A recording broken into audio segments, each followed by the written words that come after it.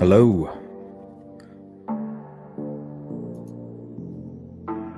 Good to see everybody. Hopefully you can hear me okay.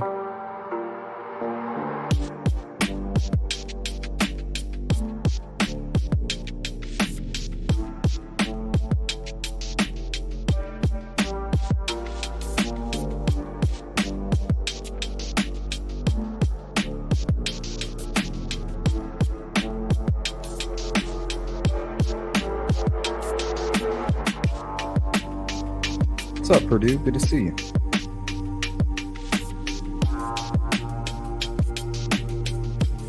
Thank you, Kimmy.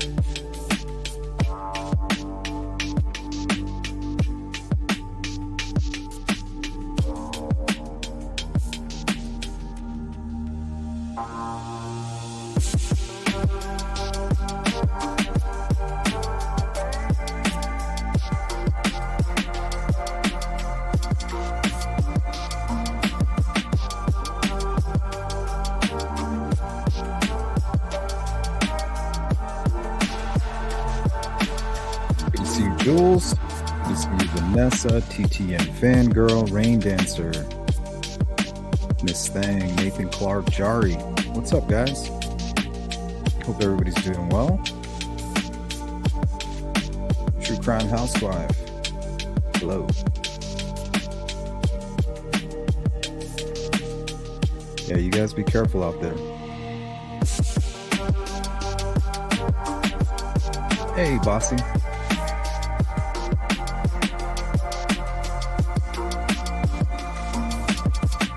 Always good to see you. Hi, Lorraine. Violet. Hello. Mary Flynn. Good to see you, D. Vince. How are you?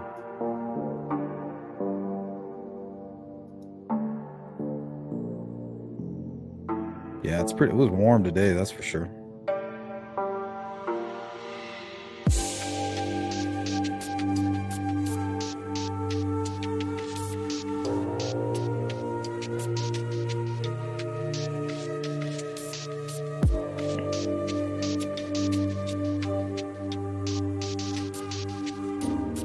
The temperature today, I think, was like 60, 62.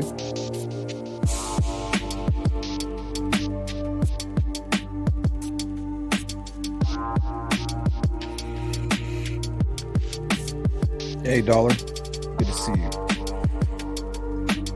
Hey, Grizz. 12 cut.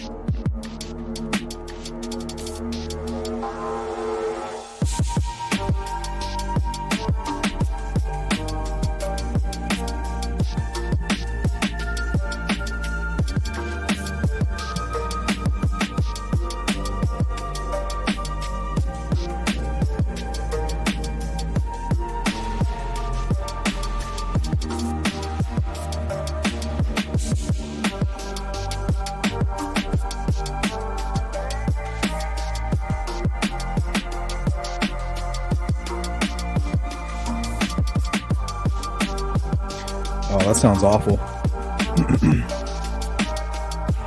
That sounds deadly.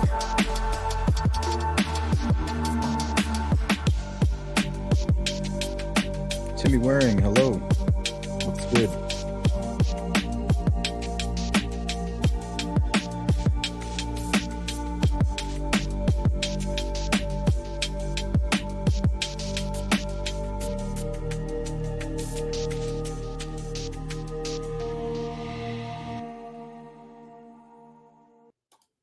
What is up?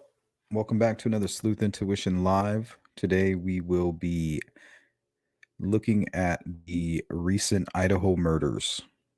Could be the crime of a century, really.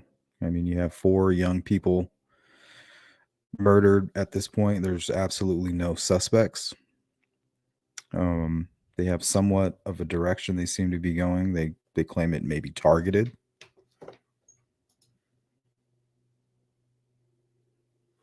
So we are going to stay up to date on this case. Of course, we will always start with any word from law enforcement on the matter? So with that being said, we'll start there.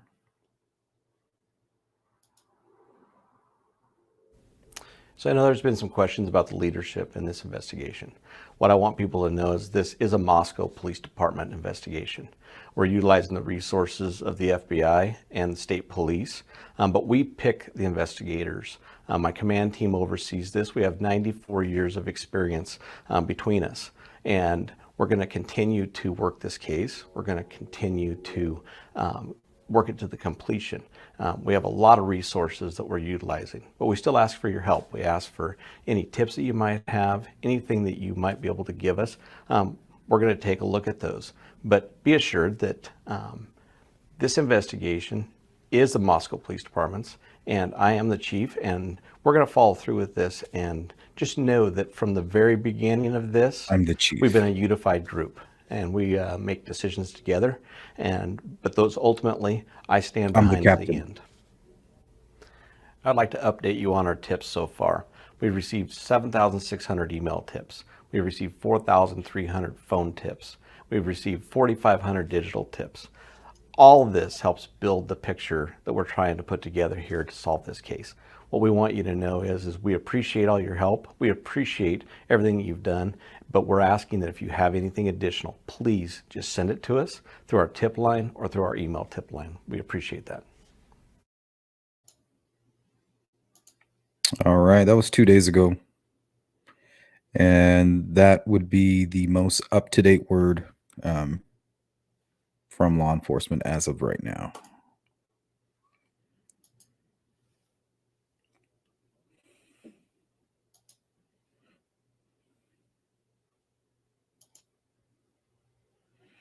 Vince Sleuth, I initially thought it was a guy that snapped that night, something that happened at the bar. I now believe this guy planned this for a long time. He's a piece of shit, but he planned it well.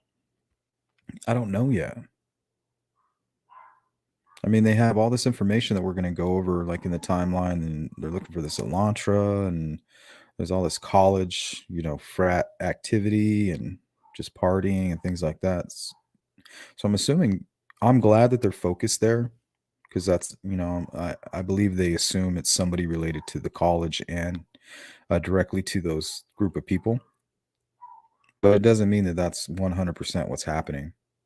You would hope so, because that means that they're going to capture this person very soon. You don't just kill 4 people and not leave a whole bunch of evidence. I don't care if you wore knife-proof gloves, booties over your feet, jumpsuit, doesn't matter. You're going to leave something behind. And then I guess you have the issue of this person coming and going as a guest, as a party guest. Contaminated crime scene.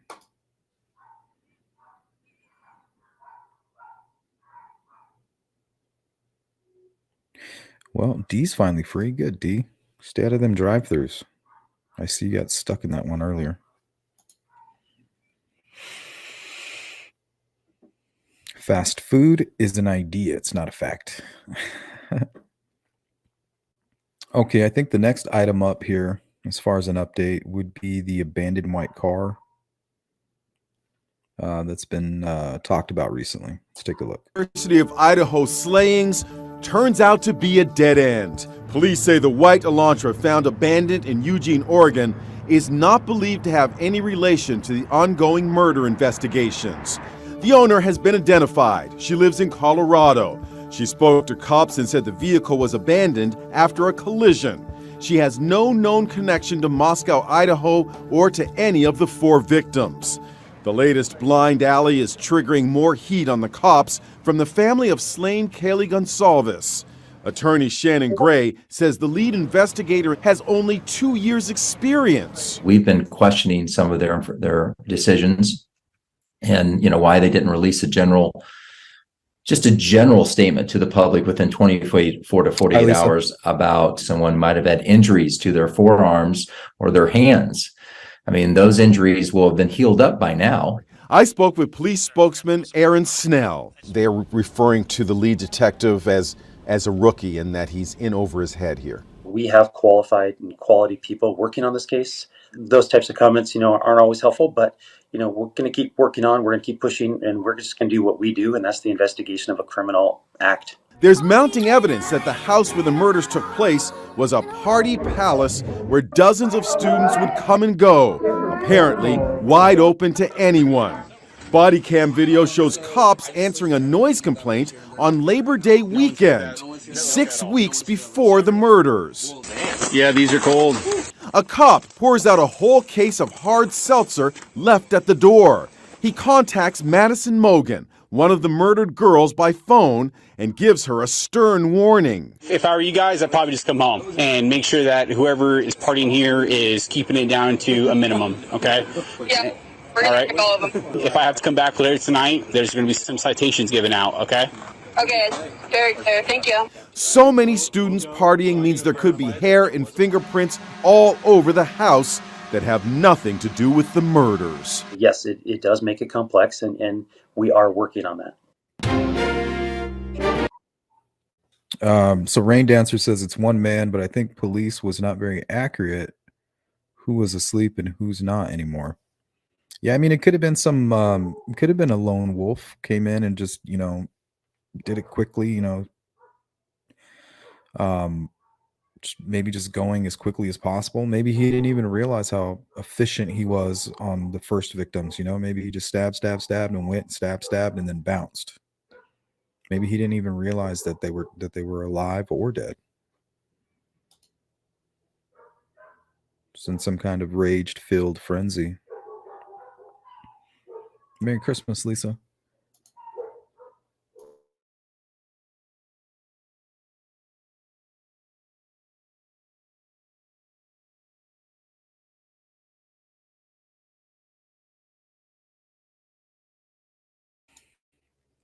Mary says the guy down the street that was arrested with a knife beating his wife and daughter was scary right after the crime.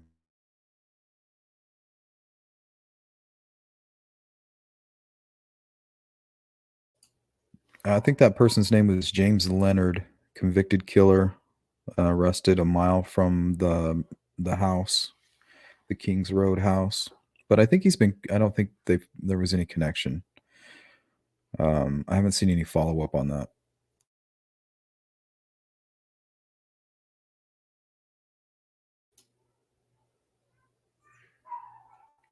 Fight downstairs. Where'd you find that, Rain Dancer? Can you send that to me?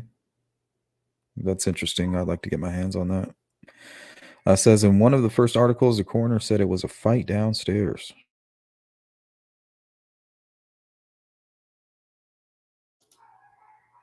Hi, Ann.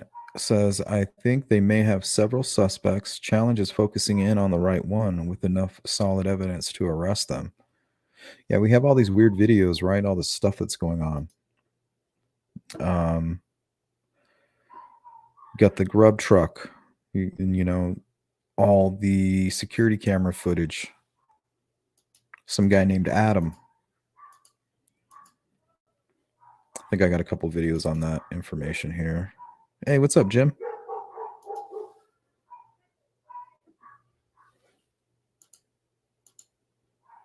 This one is from Inside Edition.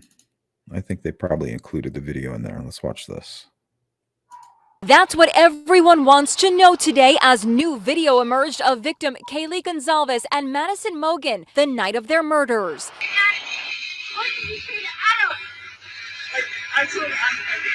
The tantalizing snippet was caught on a security camera around 1:30. Okay, let's stop that for a second. Let's pull up the timeline. Let's keep it all in context here. Okay. So if they're walking, so Kaylee and Maddie were at the Corner Club bar from 10 p.m. to 1:30. So they're leaving the Corner Club bar now, heading to the food truck, and they're walking with this person who was most likely with them or at the bar at the same time, maybe just walking with them to be friendly. I'm not exactly sure. A.m. just before Kaylee and Madison reached this food truck where they stopped to eat that fateful night. Hello? Hi. It was discovered by citizen sleuths Alina Smith and Christine Cameron. I think this gives us a clearer picture of the evening. The girls went out to have a good time at a bar, and as they left, they were happy, they were comfortable, they were at ease. It sounds like Kaylee is annoyed at her best friend. Something very innocent, and that could be something, you know, that you could draw your own conclusions to. Shannon Gray, attorney for Kaylee Gonzalez's family, watched the video. It just looks like it's Kaylee and Maddie walking home. And then I think the Adam they're referring to is just the bartender at the corner bar. This is bartender Adam Lauda at the Corner Club Sports Bar where Kaylee and Madison were drinking the night they were stabbed to death. And this is Adam playing with Kaylee's dog, Murphy. He is not a suspect. And what about the guy in the video walking close to Kaylee and Madison? He is the same guy seen in this video at the food truck. Madison can be heard giving him a brush off. Police say they have also cleared him. And now there's this. New body cam video shows police responding to a noise complaint at the murder house on Labor Day weekend, more than 2 months before the slayings. It sure sounds like Party Central. A loud party is going on, but none of the girls are home. 2 men answer the door while other partygoers have fled. Who does live here? What are their names? I am actually not sure. I've been a cop for 22 years here. I'm not stupid. Don't play dumb games with me. The cops contact Madison Mogan by phone. You have a house full of random people. You need to let them know that the noise needs to come down, okay? Sounds good. I'm just frustrated. I'm also so sorry once again. The video offers further proof that lots of people had easy access to the house where the 4 were brutally murdered. So, I mean, you got people coming and going.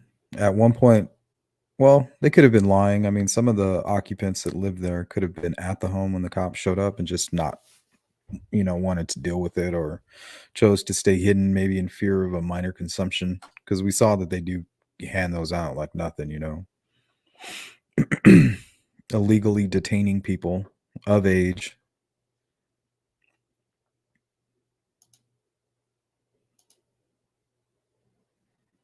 You look young. Come here. I'm going to detain you.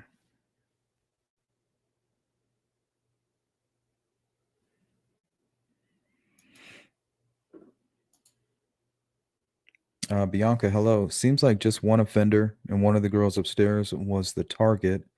So he went upstairs, first killed them, and then to the second floor where E confronted him. Wasn't his body found out of the bedroom? I'm not sure about that. I haven't been able to find like the crime scene flow as far as where they went and ended up.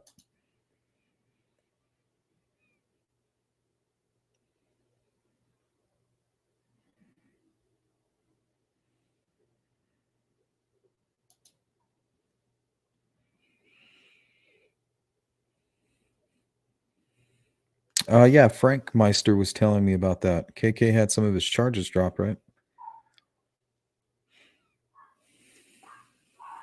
Or reduced.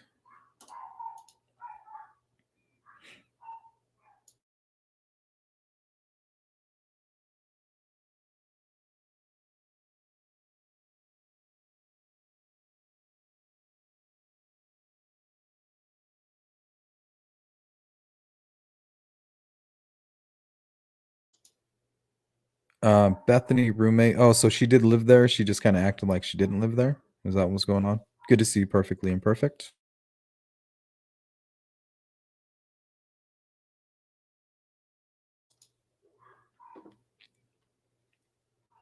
Yeah, they seemed intoxicated. I mean, it was 1:30 and they were leaving a bar. It's usually what happens when you leave a bar around 1:30. And that is the goal sometimes of going to a bar.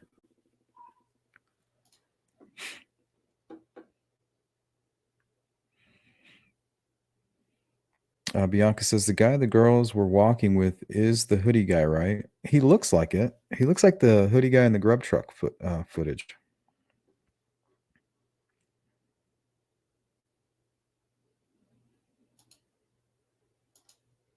Okay, so let's take another look here. So she's asked, they're leaving the Corner Club bar. So let's take a look at the Corner Club bar. Got some information on that.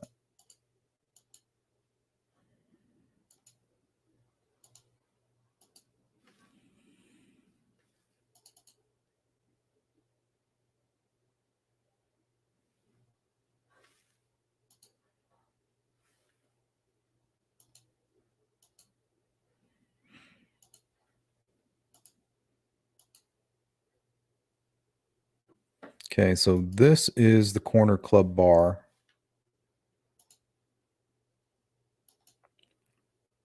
Kaylee and Maddie were at the Corner Club bar at 10 p.m. to 1:30 a.m.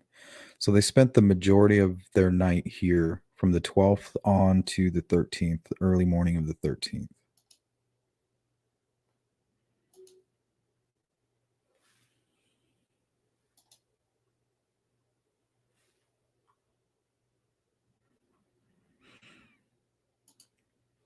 Bianca says, and Adam was a bartender at the bar where the girls were before they went to the food truck, and Adam was also Jack's friend. All hearsay.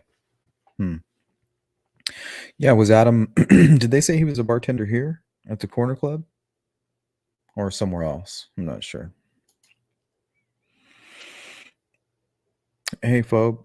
Yes, they were walking to the grub truck in that video. So they're leaving the Corner Club and they're headed to the grub truck at 1:30 a.m. So we'll try to keep track and keep the timeline in mind as we go through this live stream. Perfectly Imperfect says yes. Hoodie guy, same night as the grub truck footage, and both girls are extremely inebriated. All right, so this is inside the Corner Club bar. Pretty small place. It looks nice. Looks like a good little hole in the wall. Those are the best kind of bars, you know, like a little dive bar.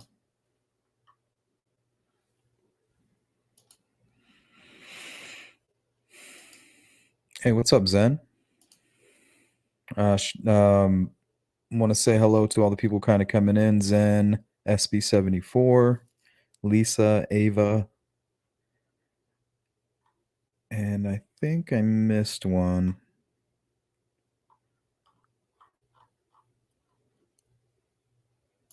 If I did, sorry. Yeah, so the Corner Club, so that video where they mentioned the guy Adam, they're leaving this location and they appear to be on foot.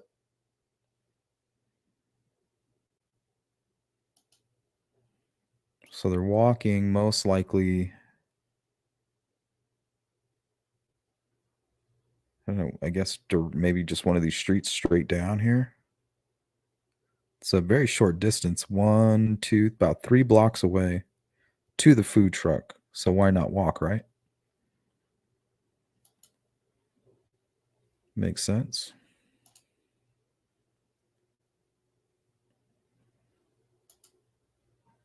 Hey, good to see you, Indy.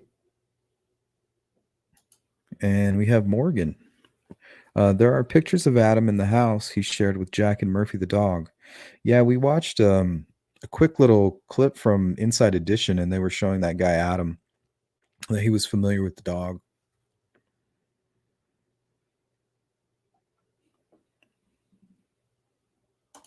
So it seems like you have all this innocent chatter, you know, but maybe it's not so innocent. What did she tell Adam?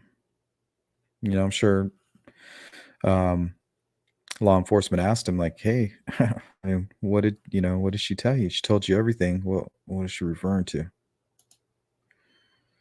It's extremely heartbreaking. It's frustrating. It's scary.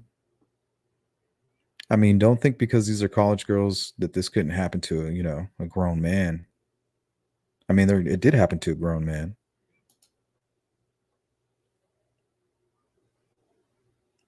Which was Ethan was a young, strapping lad with everything in front of him, you know.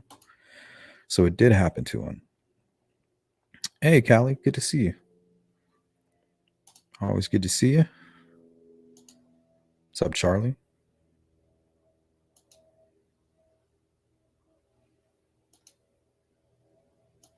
Tom with the super chat. What's up, Tom? I think the white Elantra has nothing to do with the case at all. I think this is a ploy strategy by law enforcement to keep us as far away from what is going on. I don't know if it is a ploy, but I do agree with you that it could be nothing. They could just be dealing with all the information that's in front of them. They can't ignore anything. They got to deal with what they have, and then when they're finished with it, they'll give us an update. So yeah, when they've gone through and they've crossed all the T's, dotted all the I's, and say, well, we tracked down the Elantra, we found it, we now know why it was in the area. It's no longer of relevance. And then it's like, now what?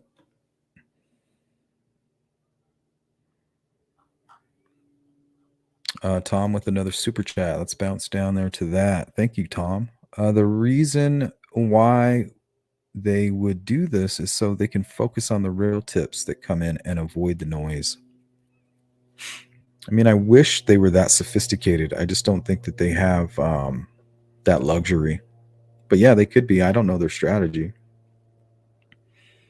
They're already doing things that they've rarely done, collecting all that footage. I know they did that in a previous case where they caught the killer coming out of driving by like a bus security cam or something. It was very interesting. I tried to grab some information, but I ran out of time. I'll have something on that next time we go live on the Idaho murders.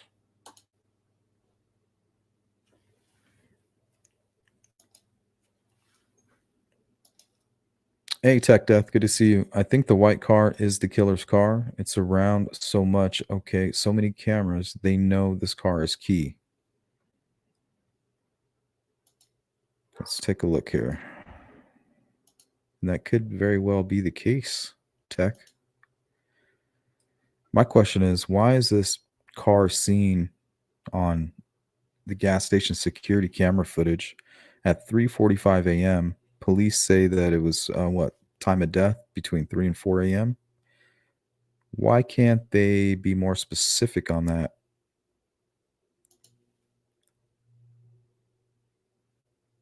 Yeah, and that's true, Tom. Still not sure. That could have been a red herring or them trying to locate the mole for when they drop the hammer on their suspect. They want to make sure that they close up all those leaks. So yeah, that could be the case. We're just not sure yet, but I'm right there with you. I know what you're saying. Hey, what's up, Dave? Always good to see you, Dave. Bogey, what's up? Kimmy says, hoping the killer dropped hair and skin cells. I think forensics will catch and convict him. I hope so. I think they're just dealing with a large pile of information. And they don't want to pull Richard Allen.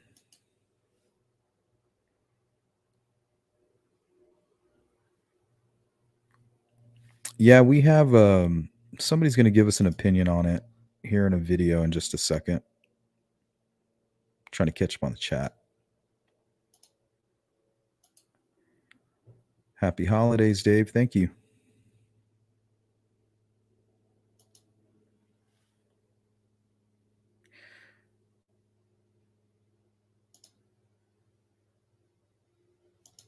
Noise. They take the temperature of the liver to determine time of death, and it's not specific, only general. I wonder if that's all they had to go on in this case. They can put it within an hour. That's very interesting. Hey, Grizz. Good to see you.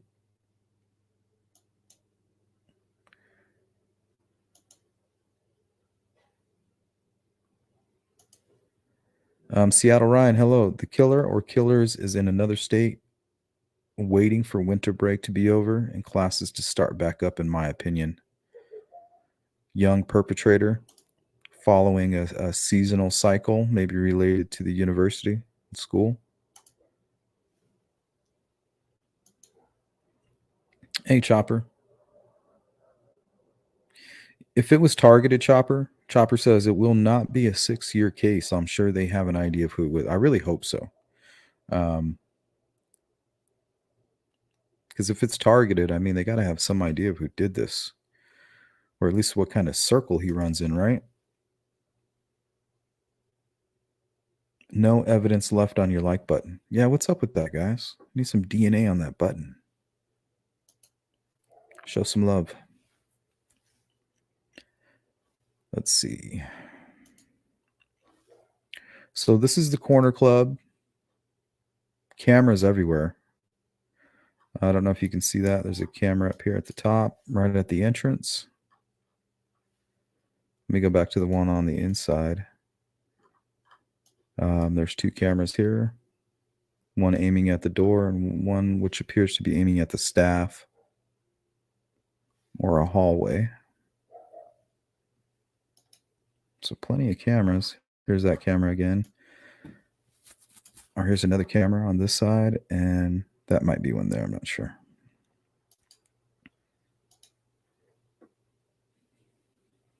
This is behind the bar area.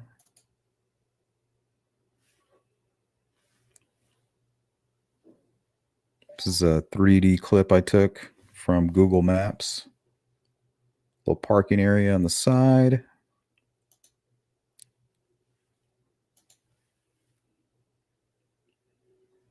Yeah, happy holidays to you, Lisa. Merry Christmas.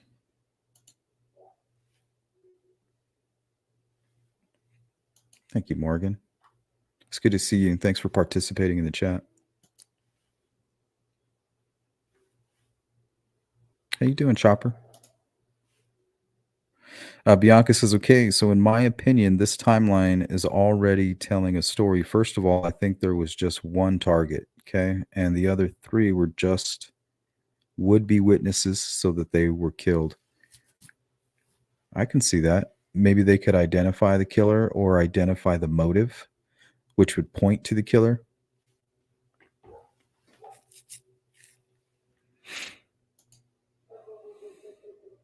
But what if it's not targeted?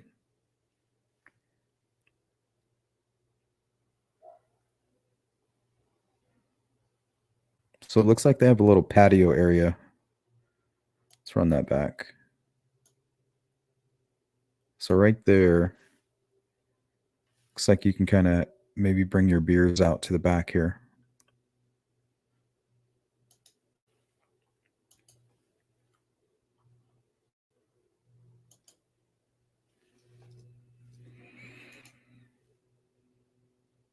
Seattle Ryan says, you would think whoever did it would be acting some sort of strange or different.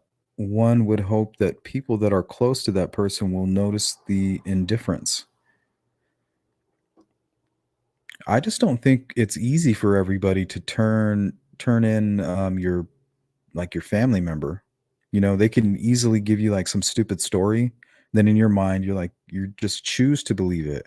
You're like, oh yeah, of course. You know, I don't know what I was thinking. Because they don't think it's possible. You know, oh man, my brother came home at like 4:30 in the morning and he had like all this red stuff all over him. Oh, no. Hey, you know, in the morning or a week later, hey, what was all that red stuff all over you?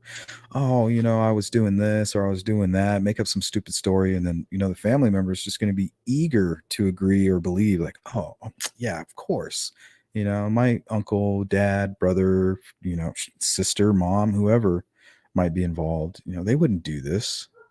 Yeah, of course, you know, they want to agree with that story. So it's not an easy thing. Like to me, it's like a lot of psychology involved in that. There's got to be a way to like figure out a way to get through to those people. Keep reminding them like everything is significant. And if it's not your friend, family member, or neighbor, then no big deal. It's not like you're not snitching. These are 4 innocent people. And somebody that could do this could do that to anybody. I don't care if you're friend, family, or neighbor. You could be next.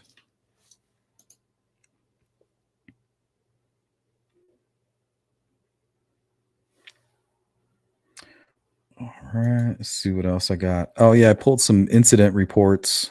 Wait, I think I have an article. Let me read this article first. This one is from 2018, Moscow Pullman Daily News, titled "Woman wakes up locked inside Moscow's corner club." So March 30th, 2018, a 21-year-old woman stayed a couple hours after closing Friday morning at the corner club on North Main Street. Moscow Police Department Captain Will Kraselt said the woman woke up in the woman's bathroom of the bar and realized she was locked inside the building and the business had closed. Kraselt said the woman contacted her friend with her cell phone. The friend contacted police around 4:15 a.m. and the officers responded to the bar.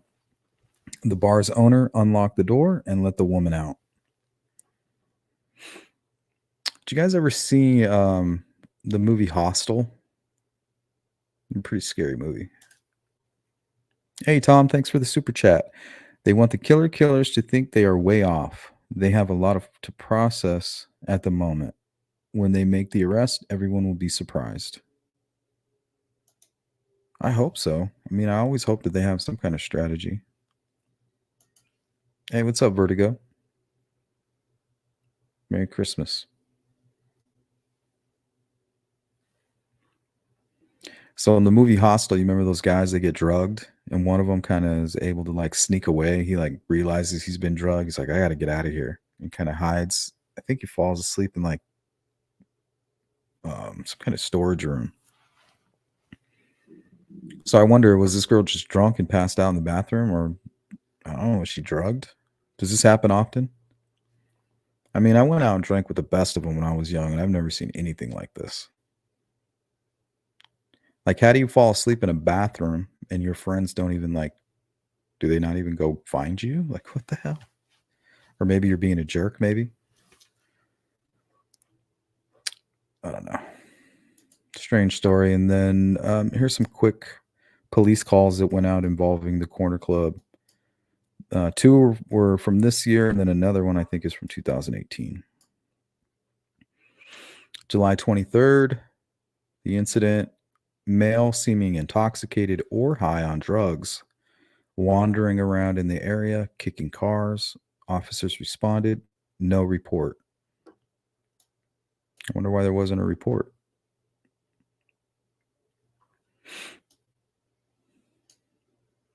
High on drugs, wandering around, kicking cars. Okay. This one was from April 10th of 2022. Two males just got into a fight. Now walking on Main Street, officers responded, report was taken. This is from the archives, 2018. Male trespassed, 5 people actively fighting.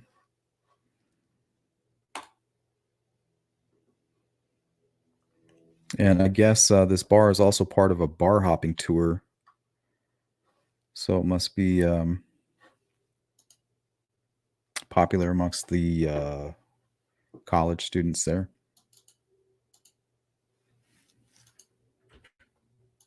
Okay, so that is the corner club.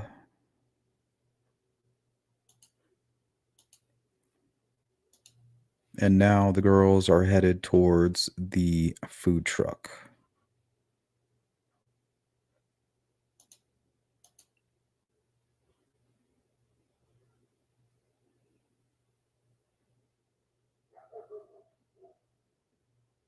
See if we can pull up that footage here.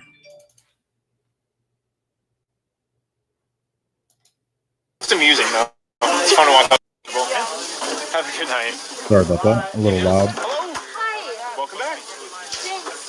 I think I would like the carbonara. Okay.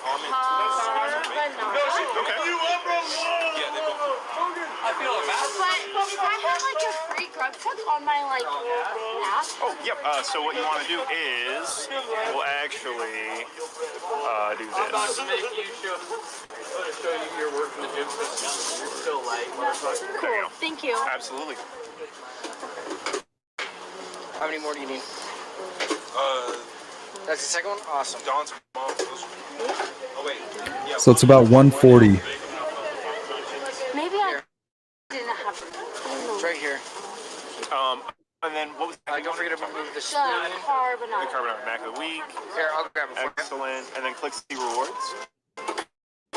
go. And it Let's looks like put that on mute. Rain Dancer says if Xana had defense wounds, then Ethan died first. Then he went upstairs.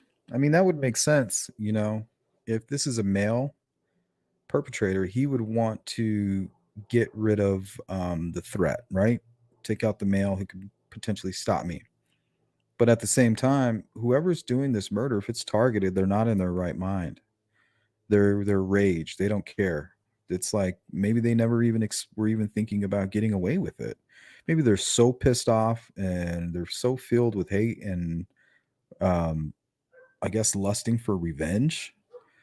Maybe they just stormed in there somehow, committed the murders, and stormed right out. Maybe not even really remembering most of it. Just so angry and just so mad, and didn't really matter who was in there.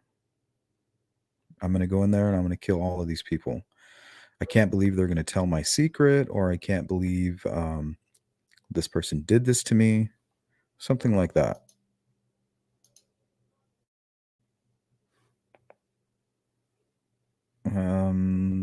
Oh, here's part 2.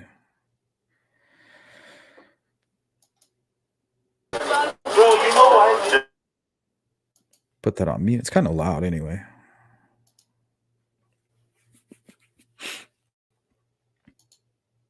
TB says Ethan was the target. Why do you say that? It could be. I mean, he was over there at the fraternity across the street the whole, entire night. Maybe they did something. And these people were getting ready to say something. Seems like a very tight-knit community, kind of cultish if you think about it. The way that they would lie to police, they just seem like they're in their own world. Even the way the police were communicating with those 2 boys that answered the door in September during the noise complaint, even that was kind of odd, that interaction. When I was a kid, cops didn't talk to me like that. They were always trying to kick my ass, but I deserved it, of course. Maybe that's the difference. Miss Thing, intermingling of DNA during the crime itself. Yeah, I always thought that's what might have happened with Delphi as well. Just pop this up on the big. So I don't know. I don't know if anybody related to the corner club or the food truck had anything to do with this. That means they would have either had to follow them or know where they were going. And with all those cameras in the corner club, law enforcement, maybe they have something significant from there because that's where they spent most of their time. But I haven't heard. Have you guys heard of any footage coming out of the corner club? I myself have not.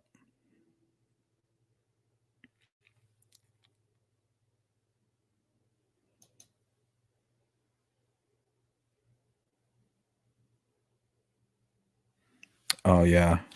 Could be the case, Nadia, because of the police report, remember?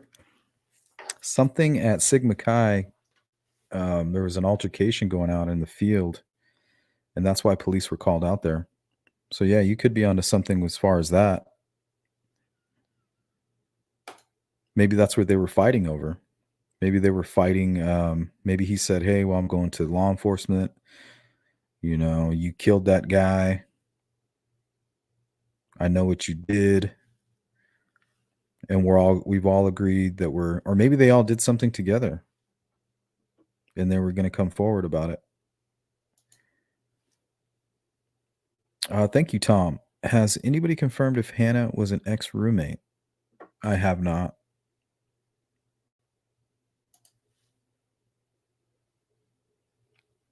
Where did you hear that, Nadia? I would like to see that information. Can you send that to me? sleuthintuition@gmail.com, or point me in the right direction. Because I know there was an altercation. I just didn't know he was the one involved. That could be motive right there. You would focus on the cop that went there? I wouldn't.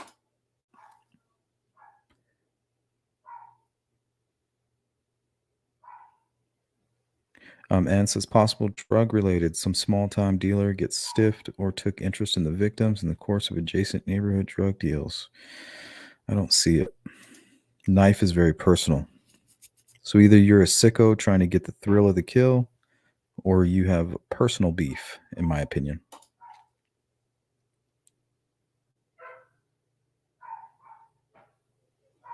What? That's not true.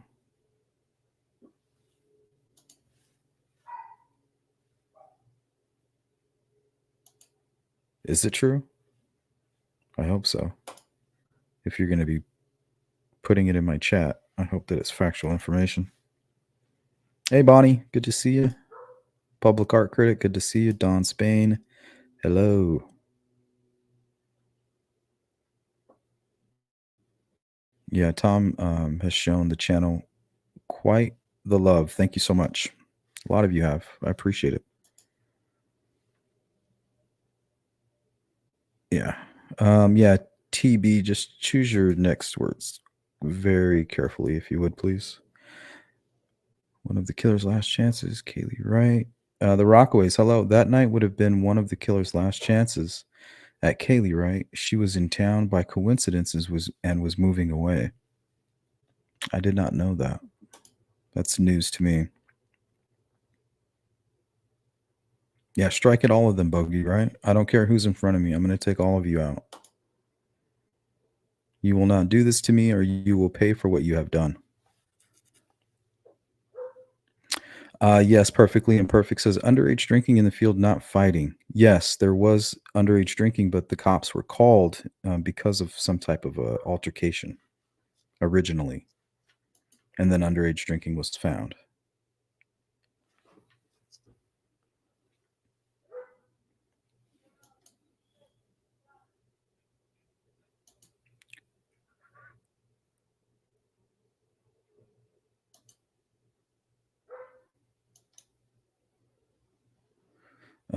Zen says mass murder, killing multiple people at one time, usually an emotional triggered offender due to loss of identity via losing job, money, relation, etc. Yeah, and I think that's who they're chasing right now. Somebody who is unstable. I guess you'd call that, what, a crime of passion? Hey, Carrie. What's going on? Thank you, Tom. Dr. Phil spoke of Ethan fight. Oh, really? I pulled a clip from Dr. Phil where he speaks to the retired FBI. We're going to watch that here in a minute, but I think we're going to watch this KHQ coverage where they call out local national media. I guess you have all this national media people from CNN and News Nation and all these places like harassing people, I guess, like forcing them into statements and stuff like that. So we'll talk about that for a moment. True Crime Snoopy, hello.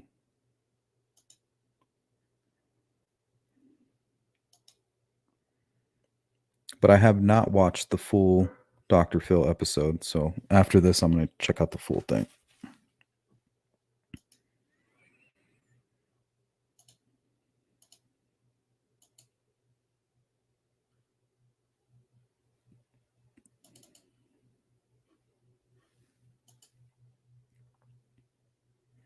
Dave says if the killer was already in the house, the perp would have known the four were there.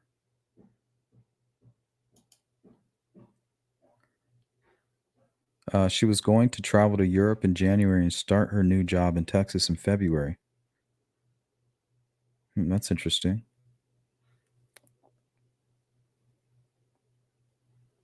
So maybe that's what she was telling Adam, and they had maybe a quick little fling.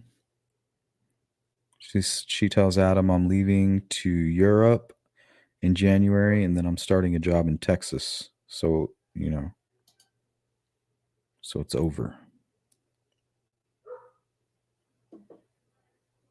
I don't see that as motive to kill anybody.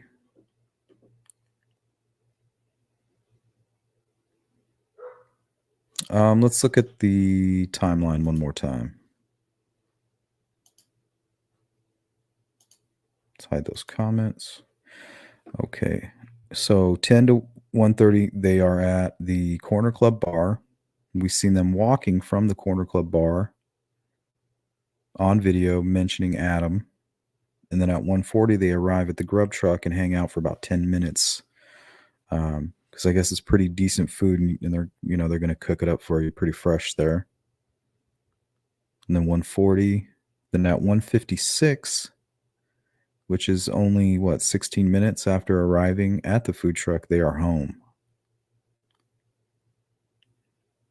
Now, about an hour goes by. Kaylee and Maddie make multiple calls to, I believe, somebody named Jack, right? Okay, now what happens there? What happens between 2 and 3 that may have caused somebody at 3:45 to come barreling towards them? Right? Didn't the gas station clerk say that they seemed like they were driving erratically? Headed directly towards the victim's home.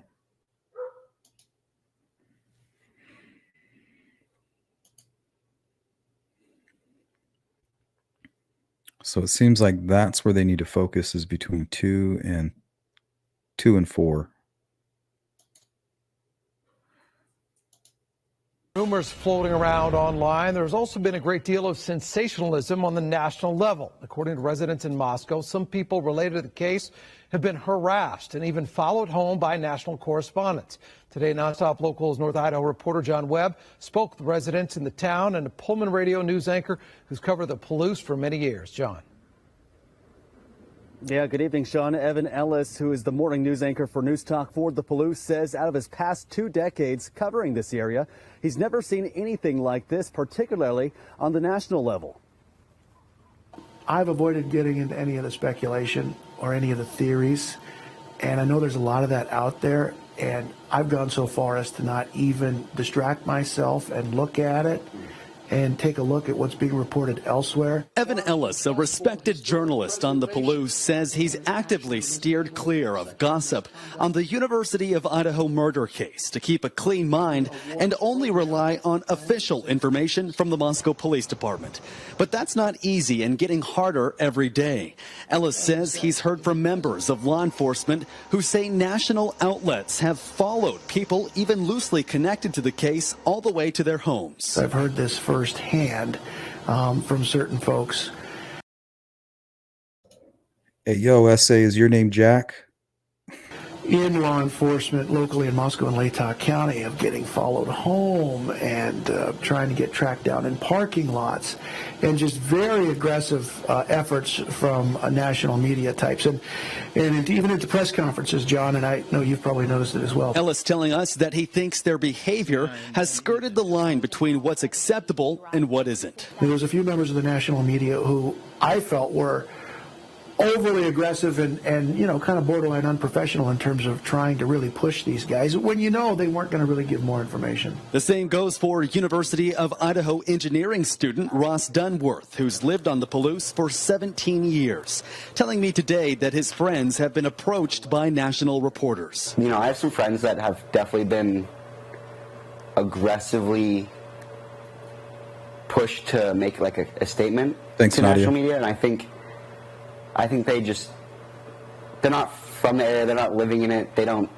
understand how we're all feeling. Although a different message coming from Idaho State Police tonight, Aaron Snell telling our Sean Owsley that the media are its partners and that good journalism helps the Perfectly Imperfect says, maybe Adam, Jack's friend, informed Jack that she was going home. He gets in the white auto, and heads to the apartment to confront. I mean, that would fit the timeline. We truly believe that media is indeed our partners. The community is our partners, and the media is able to help us get our message out. We think that that's very important. While the investigation is here locally, it's possible that leads and tips from outside the area will help us. And so we respect that, and we want to work with media. It's a good point, Vanessa. Angry neighbor. And this small town has certainly become a big story. Eyeballs watching from every.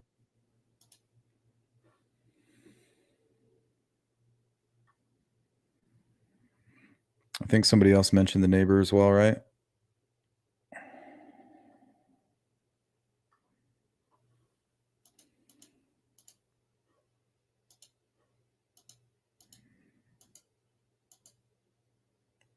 Okay, now this is a quick little clip from the Dr. Phil show. I thought it was interesting. We'll probably end on this and we'll spend another 15 minutes just kind of discussing the case in general and going over the timeline. That's really what I wanted to do today. Don't understand the reality of killing with a knife is a very violent, it's a very physically exhausting and also adrenaline exhausting. And by the time you get to a fourth person, you're going to be very exhausted. I think when you look at the totality of the circumstances of this attack, what you see is somebody that I think we're all in agreement, somebody that probably lives, I put it within 3 hours, because if it happened at 3, the sun came up around 7, most likely an attacker would want to be home and would be satiated. This is also a lot about satiation. So the person was probably satiated, exhausted, and didn't want to be out after the sun came up. Well, for sure, because they're going to be covered in blood, right? Yes. I don't see how they couldn't be. So this guy's saying if this was one person and he came and killed all 4 of these people, he's beat. You know, emotionally, spiritually, physically, he's just beat. So if any of these suspects were out and about from day one, coming in front of the cameras, you know, seeming willing to speak with people, I don't think that they're a viable suspect if what he's saying is correct. You know, we need somebody who is kind of laying low for a little bit.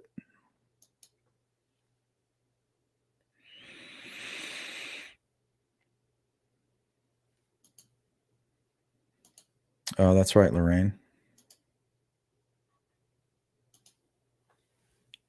So at 3 a.m., Kaylee and Maddie made multiple calls to a man apparently cleared by police.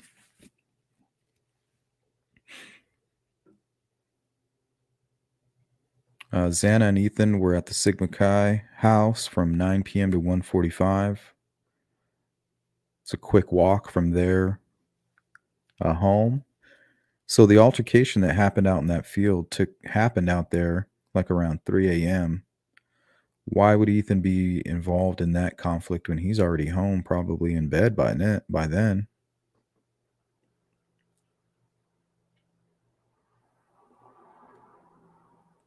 I'm wondering if Xana and Ethan were the first killed. Maybe the person was targeting Kaylee or Maddie, thought that Ethan was in bed with her, and just, you know, went ape shit, realized, you know, killed the wrong people and went and finished the job. I mean, we really aren't going to know what played out until we find this person or some kind of a motive. If they targeted them, how, why?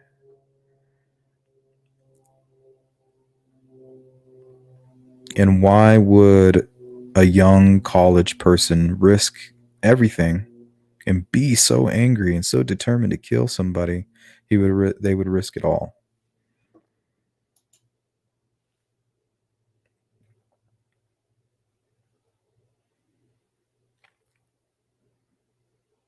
True Crime Snoopy says, I would think he would be injured. And that's what an expert said earlier on in a news clip we played, saying, why didn't they tell the public to look for people with injuries on them? Because by now they've healed up.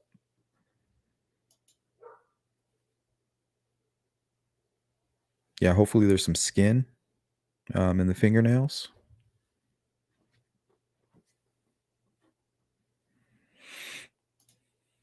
Perfectly Imperfect says, I think Ethan and Xana were first. Take out the worst threat first. They may have, I think they took them out, possibly thinking that this male, like, hey, usually there's not a male in here. Why is there a male here? Because he doesn't live there. And maybe they just got confused. And we're like, oh man, I just killed the wrong people. I mean, I'm just trying to figure out a way how you explain the motivation to kill 4. I can understand 1 being the target and then somebody being there in the room and just becoming collateral damage, so to speak. Not to speak ill, but that's very strange.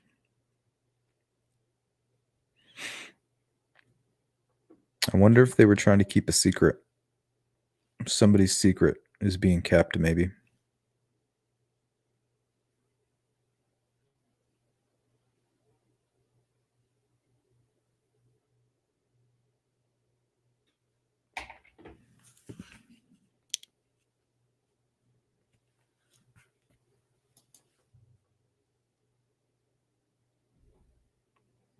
One of the biggest motives for murder, crime of passion.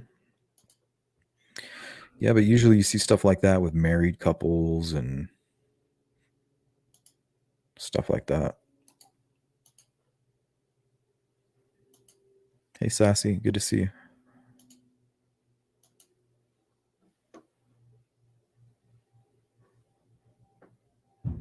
We'll leave that up here. And we will start to close her out.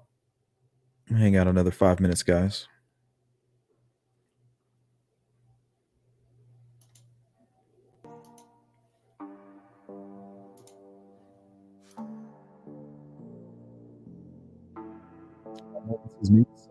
And this tangled web email is aggrieved.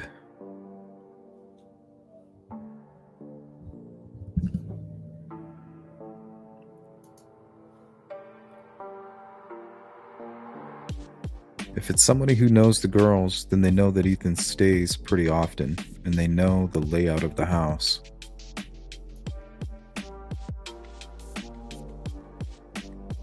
Bad luck, bargain basement baseball, and breaks. Yes, but when Ethan interrupts it, he gets killed in the hallway. That is who they thought was unconscious.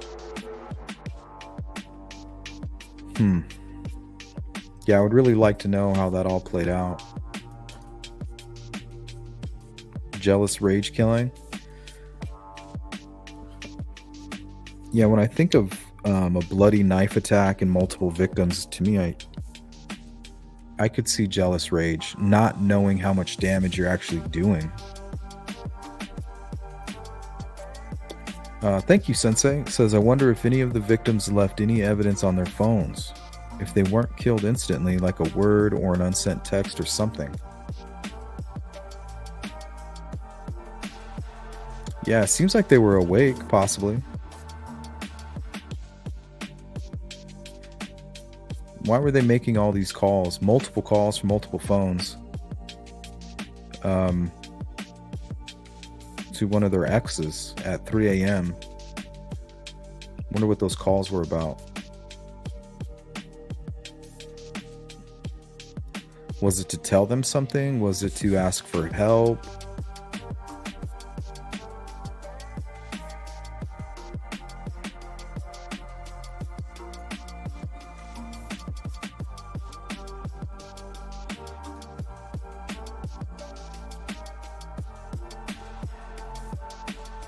Yeah, it seems like eventually you're going to slip and fall. Like you're going to make some kind of mistake, right, Rain? Rain Dancer says, jealous rage is not sufficient for 4 people when it's pitch black. What if you had like night vision? See, the conspiracy brain kicks in. Like I'm not 100% sold on the fact that this was a targeted passion kill, crime of passion. It could have been staged.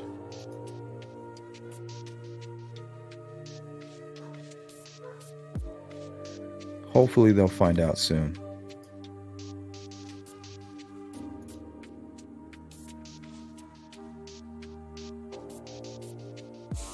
I keep hearing rumors that that the male victim was, but I'm not sure, Vanessa.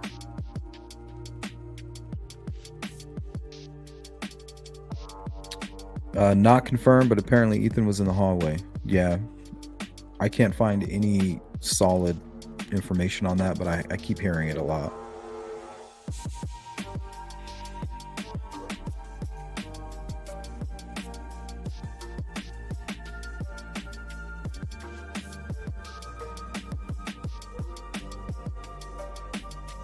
Revenge.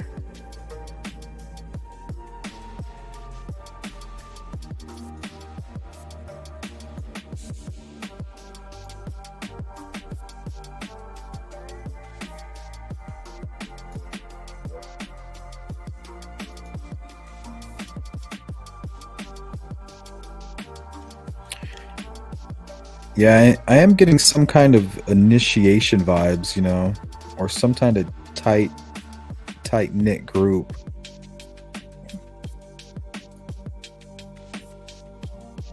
You know, these college kids coming from wealthy families, you know, they're born to think that their futures are everything. and maybe somebody was risking the future, their future, embarrassing their family, maybe. Made a huge mistake trying to keep a secret, and 4 people knew about it, or 2 people knew about it and the other 2 paid a price.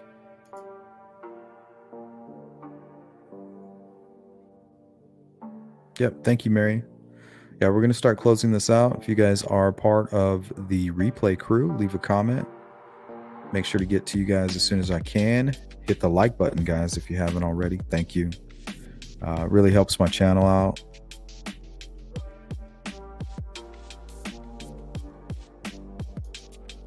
Skull and Bones Pledges did this. I think that's Yale.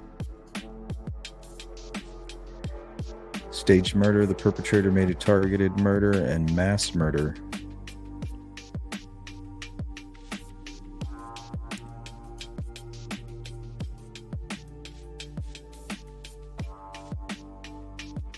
Yeah, that's a good question. Well, it's not that they fainted. They called and said, I think they just assumed that they were passed out because they weren't answering the door.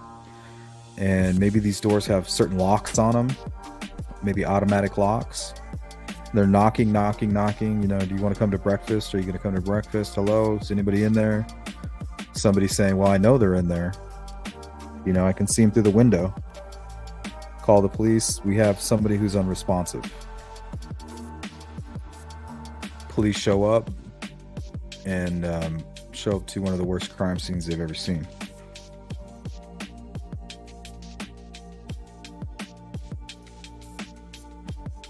Thank you, Snoopy.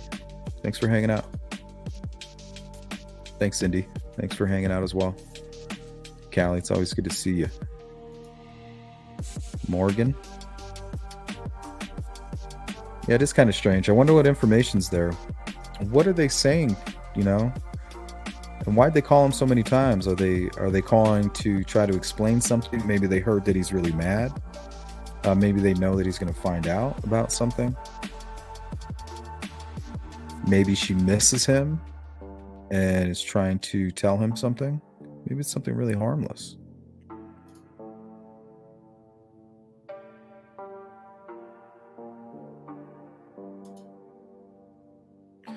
Wait, let me read that again. Photos of the apartment inside show regular locks on all interior doors. On the outside.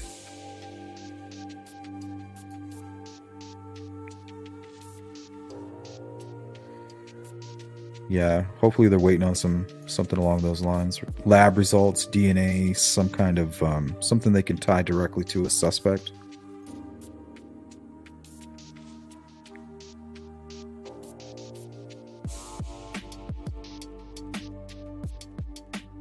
Oh, that's interesting, Morgan.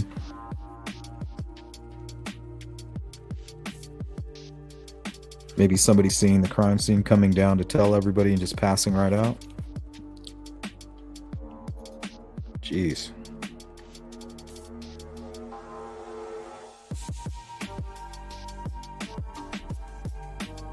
I'm not sure why.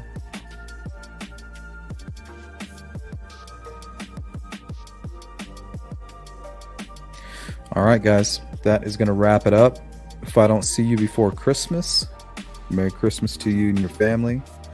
Have a Happy New Year. Don't forget to hang out with me on the 29th, going to Jerome, Arizona to do my first little ghost hunt. Me and my wife, we're going to hang out there and have some fun, and we're going to live stream it. So we're going to make a thing of it. So if I don't see you until then, take care.